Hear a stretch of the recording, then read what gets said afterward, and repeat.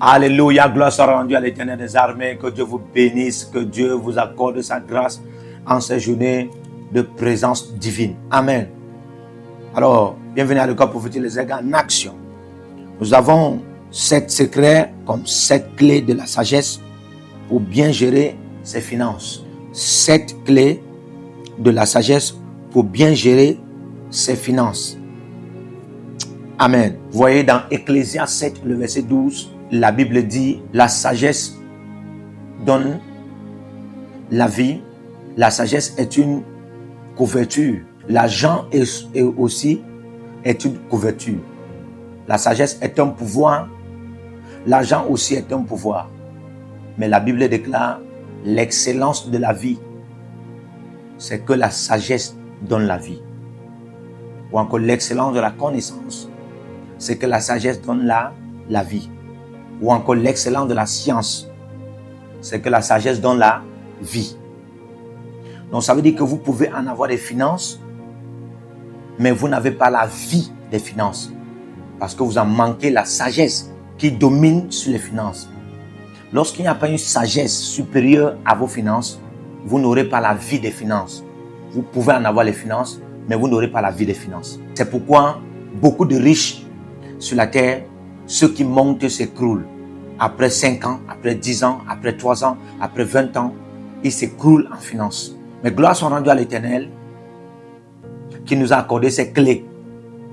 Que tu sois chrétien ou pas, ce message-ci s'adresse globalement à tous ceux-là qui sont dans un mouvement de business mondial, dans un mouvement d'opération économique mondiale, dans un mouvement de commerce mondial. Et que ce soit dans un premier temps local, dans un premier temps quartisan, dans un premier temps communautaire, c'est très important d'en avoir ces clés, ces secrets. Alors, allons-y et que le Seigneur vous bénisse. Amen. Alors, première clé, contrôler les frais fixés en budgétisant toutes dépenses au quotidien, nuit et jour. Contrôler les frais fixés en budgétisant toutes les dépenses au quotidien, nuit et jour. Il y a des gens qui n'ont pas la capacité et ils n'ont pas cette maturité et même cette habilité de contrôler les frais fixés. Certains n'ont même pas de frais fixés. C'est-à-dire quelqu'un va aller acheter une marchandise, il n'a pas déjà de frais fixés. Il ne se fixe pas de frais. Il ne fait pas un budget de frais. Et il se dit, quand il va arriver là-bas, la marchandise peut être 20 millions. Et si c'est 20 millions, lui il va seulement acheter. Quand vous fixez des frais, vous pouvez parfois fixer des frais moins ou bien haut. Le quota fixé des frais peut être haut comme peut être moins. C'est-à-dire que vous pouvez, la marchandise, vous pouvez vous dire, ok, en cette saison, la marchandise peut être 10 millions. Ça, c'est ce que vous vous dites. Mais en budgétisant, de manière à fixer des frais, vous pouvez mettre 12 millions. C'est comme, ça fait 2 semaines ou bien 1 mois, vous avez acheté la marchandise. Maintenant, vous avez acheté la marchandise certainement à 7 millions ou à 15 millions. Voilà que vous partez maintenant, ça fait 1 mois ou bien ça fait 2 semaines. Certainement, selon les prix qui changent au quotidien, à cause du mouvement de l'économie mondiale, il peut en avoir d'évaluation sur une monnaie quelconque. Par exemple, sur la monnaie mondiale, parlons du dollar. Et quand cela se passe, la marchandise qu'on vous a vendue, il y a de cela 2 semaines à 7 millions, il est fort et probable qu'on ne vous vende plus ça à 7 millions. On vous vend ça peut-être à 10 millions. C'est pourquoi je dis, formellement, c'est facile. Vous pouvez budgétiser les frais fixés avec un quota haut ou comme un quota bas. Mais la plupart des fois, c'est le quota haut. Et cela pourra vous rapporter. Comme ça, vous pouvez facilement faire des comptabilités et vous connaissez combien vous avez dépensé. Alléluia. Deuxième secret, comme deuxième clé, préparer un fonds pour les imprévus et les situations urgentes. C'est la sagesse que la plupart des opérateurs économiques, c'est la sagesse que la plupart de ceux riches en finance n'en ont pas. Vous voyez, la Bible déclare dans Genèse 13, le verset 2, Abraham était riche en argent, il était riche en bétail, il était même riche en biens. Il était riche en troupeaux, il était riche en serviteurs. Mais, précisons un peu le mot, il était riche en argent.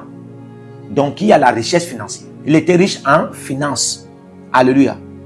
Jésus, lorsqu'on parle dans 2 Corinthiens, le verset 9, on ne dit pas seulement qu'il était riche en grâce, il était riche en connexion, il était riche en partenaire, en aide de destinée. Non, il était aussi riche en argent. Parce que là, on dit, de riche qu'il était, il s'est fait pauvre. Il avait aussi la richesse financière. Mais comment Abraham gérait sa richesse financière? Comment Jésus gérait sa richesse financière? C'est des grands leaders, même aussi dans l'action économique financière antérieure, dont on peut imiter. Alléluia. Il y avait toujours ce qu'on appelle la préparation des fonds pour des imprévus ou encore des situations urgentes. Vous voulez en avoir la bonne gérance de vos finances? Ces secrets-ci vont vous aider. Troisième secret, cherchez des opportunités pour économiser. Créez des opportunités pour économiser. Vous voyez, économiser ne veut pas seulement dire épargne bancaire, investissement bancaire, ouvrir un compte et garder l'argent. Non. Il y a aussi cette sagesse qui stipule, vous pouvez créer vous pouvez créer des sous-sociétés. Vous pouvez créer des sous-sociétés. Vous pouvez en avoir une grande société qui vous rapporte du genre un capital annuel ou bien un bénéfice annuel du genre 50 millions. Vous voulez en avoir une bonne gérance financière, cherchez aussi des opportunités pour économiser. C'est-à-dire, c'est le moyen de garder aussi l'argent. Ce n'est pas seulement en banque. Parce que parfois, la banque est trompeuse. Ce n'est pas un bon souhait, ce n'est pas une bonne prière, mais c'est des réalités de la vie. Des sous-sociétés que vous créez là. Tu as une société qui te donne 50 millions, tu peux créer une société qui va te donner 1 million par jour. Ça, oui, tu peux créer une société qui va te donner même 200 000 par jour, même 300 000, même 50 000, même 30 000. C'est une manière de gérer ses finances. Dans une sagesse, de garder aussi l'argent. Alléluia. Quatrième secret, évitez autant que possible le surendettement. Évitez autant que possible le surendettement. Lorsqu'on parle du surendettement, on parle des dettes sur les dettes. C'est l'histoire qui est un peu arrivée, excusez-moi si je veux être biblique, c'est pour aider certains aussi. C'est l'histoire qui est un peu arrivée à la femme dans 2 Rois 5. Elle avait un problème parce que son mari était serviteur du prophète et son mari est mort étant endetté. Et lorsqu'elle va se voir le prophète, elle va lui dire que le créancier est venu pour prendre mes enfants, pour payer sa dette, pour compenser sa dette. N'atteignez pas cette dimension où vous allez commencer à payer les dettes par le sang humain. Et ça, c'est une autre manière d'entrer dans l'occultisme sans vous en rendre compte. C'est pourquoi il faut éviter le surendettement. Pourquoi le créancier est venu après que le mari est mort? C'est parce que le mari avait l'habitude de toujours prendre les dettes. Et le créancier avait l'habitude de toujours donner les dettes. Et pourquoi le créancier n'a pas demandé à la femme d'en avoir l'huile, de prendre l'huile et lui donner? Parce que quand elle est partie voir le prophète lui a demandé que qu'est-ce que tu as là? Elle a dit qu'elle n'a qu'un bidon d'huile. Pourquoi le créancier n'a pas posé la même question? Parce qu'en réalité, lui, il était déjà, d'une manière ou d'une autre, manipulé par un mauvais caractère d'un esprit malsain. Et tout ça, c'est le surendettement. Le surendettement peut causer la mauvaise gérance financière. Il y a beaucoup de gens qui vont s'embrouiller quand ils sont en train de faire les comptes, la comptabilité financière pour donner un budget annuel, un budget mensuel, un budget trimestriel. Ils s'embrouillent parce qu'ils sont submergés par le surendettement. Lui, il voulait prendre les enfants pour payer ses dettes. Donc, quand vous voyez, quand vous laissez ou vous lancez dans le surendettement, Vous allez vous voir en train de payer cela. La valeur de l'argent n'aura plus la capacité pour payer le surendettement. C'est la valeur du sang. Alléluia. Ça ne sera pas votre partage au nom de Jésus-Christ. Alors le 5e secret. Établissez un budget annuel et faites-vous aider par des aides sociales. Établissez un budget annuel et faites-vous aider par des aides sociales. 6e secret. Faites une épargne forcée. Je dirais une épargne, oui. Faites une épargne forcée, une épargne fermée, une épargne à longue terme. Faites une épargne forcée. Ça va aider la bonne gérance de vos finances. Évitez les achats impulsifs à coup de vent impétueux. Évitez les achats impulsifs à coup de vent impétueux. Vous savez, parfois, quand je dis vent impétueux, parfois, c'est le soir et puis il y a un vent qui est en train de souffler et ce vent vous crée des désirs. Ce vent vous crée des désirs. Ah, il y a un vent qui souffle là. On peut prendre un whisky qui coûte 30 000. Et les 30 000 que vous dépensez là, le whisky, dès que vous finissez de boire ce whisky, le vent impétueux s'arrête, le désir s'arrête et ça vous plonge dans un regret. Parce que ces 30 000 pouvaient vous donner 3 millions le lendemain. Alléluia. Le secret pour en avoir beaucoup d'argent, c'est l'argent. Le secret pour en avoir beaucoup de l'argent, c'est la comptabilité du peu d'argent que vous en avez. La bonne gérance du peu que vous en avez peut vous donner l'abondance. Alléluia. Évitez les achats impulsifs à coup de vent impétueux. Quelqu'un est au marché, tu es seulement parti pour la tomate. Mais tu commences à regarder des pains de 100 000, les chaussures de 50 000. Tu es seulement parti pour la tomate. Vous savez, la plupart des fois, ce sont des femmes. Mais aussi, il y a des hommes qui aiment acheter. Alléluia. Quelqu'un va dire, oh, allons au restaurant. C'est pas mal d'aller au restaurant. Maintenant, je ne dirais pas que tu partes au restaurant et tu dépenses 80 000 dans ce restaurant-là. Parce que ton standard, ton rang te demande de te comporter ainsi. Non, tu peux avoir un grand rang dans la vie sociale, mais tu as un petit rang dans la vie économique parce que tu n'as pas encore de l'argent ou encore parce que tu ne connais pas la bonne gérance financière.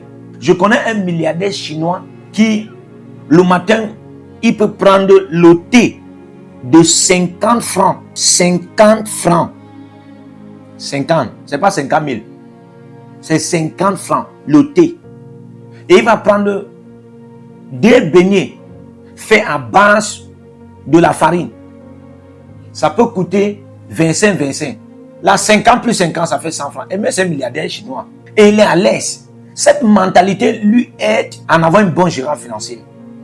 Mais ce qui peut parler dans les grands restaurants, éviter les achats impulsifs dans les supermarchés, dans les grands restaurants.